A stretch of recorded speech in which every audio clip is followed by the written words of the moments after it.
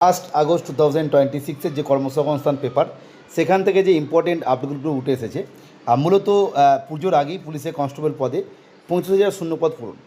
মূলত 20,000 নতুন শূন্যপদের বিজ্ঞপ্তি বেরোবে এবং 2024 সালের পরীক্ষার যে 16,000 নিয়োগ, সেটাও হবে পুজোর আগে এবং বিজ্ঞপ্তিটা বেরোবে। এটা নিয়ে কিন্তু ডিটেলসে উল্লেখ করা হয়েছে, যেটা কিন্তু মাননীয় মুখ্যমন্ত্রী যে পুলিশের যে একটা প্রোগ্রাম ছিল গত দুদিন আগে, সেখানেও তিনি জানিয়েছেন।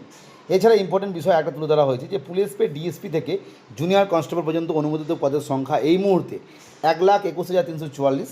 এর মধ্যে শূন্যপদ আছে 43,000। এটা গেল পুলিশ রিক্রুটমেন্টের ব্যাপার। ইম্পর্টেন্টভাবে আরও যে তথ্যগুলো দেওয়া হয়েছে যে কলকাতার প্রায় 102টি আইটি কোম্পানিতে 39,321 gen AI based UX designer product নেওয়া হবে। এছাড়া আইবিপিএস পরীক্ষার মাধ্যমে, যেটা আগেই জানিয়েছিল ব্যাংক, অনলাইনে দরখাস্ত যেটা শুরু হচ্ছে 1 থেকে 21 আগস্ট, 10,000 ক্লার্ক।